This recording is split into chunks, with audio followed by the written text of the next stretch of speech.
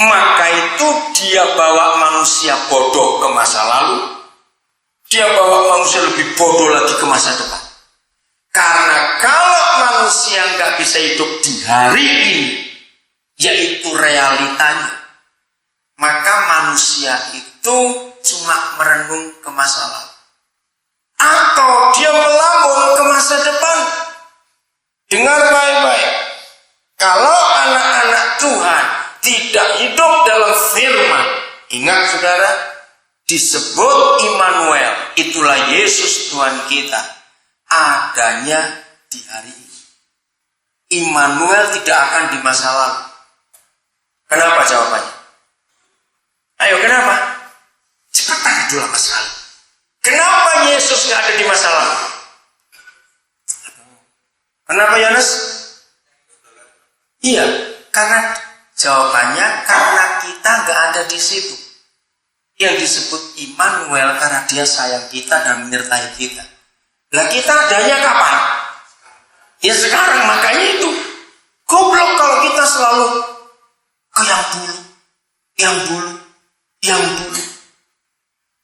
Atau kalau setan nggak bisa membawa kita dorong ke belakang, dia dorong kita ke depan, kecepatan ke depan. Takut besok bagaimana? Besok bagaimana? Maka itu kalau saudara dalam hidup ada kata-kata gini, tiap kali bicara apa saja, aduh seandainya, seandainya, itu pasti orang di masa lalu. Seandainya tahun 49, lama sekali, pabrikku nggak kebakar, wah aku sudah jadi kaya raya. Seandainya tahun 94 yang lalu anakku nggak mati, seandainya pacarku nggak ditabrak mobil tahun 84, aku sudah punya cucu, seandainya. Terus seandainya saja. Jangan mau merenungkan yang sudah lewat. Oh, enggak amin lagi. Amen. Itu orang bodoh. Juga jangan kecepatan ke depan. Yesus pun belum ada di situ, sebab kita masih ada di sini sekarang. Orang yang kecepatan ke depan pasti kalau ngomong banyak kata-kata, jangan-jangan. Ya kalau iya, jangan-jangan. Karena dia takut dengan masa depannya. Ayo renungkan yang sekarang terjadi. Ada Tuhan di sini pada hari ini. Yang besok belum sampai. Ini buat orang gak bahagia. Tiap kali ketemu orang, matanya kosong, buka mata, digini-gini kan gak kedip sama sekali. Sebab dia gak ada di situ, dia ada di masa lalu atau tahun 2012 ke depan saja. Betul tidak, Ustaz? Jangan bodoh. Membuat hidup tidak bahagia. Kalau orang selalu buat hidupnya ke masa lalu, dia akan jadi pemarah. Kalau orang hidupnya selalu ke masa depan, tertawa sendiri. Kenapa bisa begitu? Wah, seandainya aku jadi mantunya Obama. Ya, kan seandainya. Jadi akan senyum-senyum sendiri. Wah, kalau aku jadi bintang film. Maka itu hiduplah sebagai orang yang diberkati, orang yang berbahagia. Amin. Ayat 3. Ia seperti pohon yang ditanam di tepi aliran air, yang menghasilkan buahnya pada musimnya, dan yang tidak terlalu daunnya, apa saja yang diperbuatnya berhasil. Amin. Jadi yang berbahagia karena merenungkan firman Tuhan. Tidak dengar firmannya mertua, firmannya tetangga, firmannya siapa saja. Hanya firman Tuhan itu. Oke, Mazmur 128. Dengan cepat. Ayat yang pertama. Ada kata apa di situ? Berbahagialah siapa? Orang yang bagaimana? Nah, itu dia. Itulah orang yang berbahagia. Hebat sekali Papa menyediakan berkat untuk setiap kita anak-anaknya itu. Berbahagialah orang yang takut akan Yahweh, yang hidup menurut jalan yang ditunjukkannya. Jadi mulai hari ini, sebelum tidur, jangan ingat-ingat yang jelek, yang jahat, yang menyakitkan. Jangan buang semuanya. Sudah lewat. Amin. Renungkan kebaikan Papa sepanjang hari ini. Maka itu yang hobinya gak bisa tidur, jangan makan obat penenang. Buang yang lama, buang yang masih ke depan, buang. Renungkan kebaikan Papa kita hari ini. Renungkan kebaikan Tuhan di masa lalu, di mana Dia pernah tolong kita. Amin. Wah, hidup itu bahagia. Yang kedua kita temukan, yang berbahagia adalah setiap orang yang takut akan Yahweh, yang hidup menurut jalan yang ditujukannya. Saudara, hidup ini sebuah perjalanan. Betul? Nah, kalau kita berjalan, maka kita harus menurut aturan yang ada. Betul? Bayangkan kalau kita jalan, harusnya jalan di jalan yang sudah dibuat oleh pemerintah. Tapi ada orang aneh, maunya, saya nggak tahu bahasa Sundanya, bahasa Jawa berasak gitu, lewat kebun tebu, kebun karet, lewat sawah padi.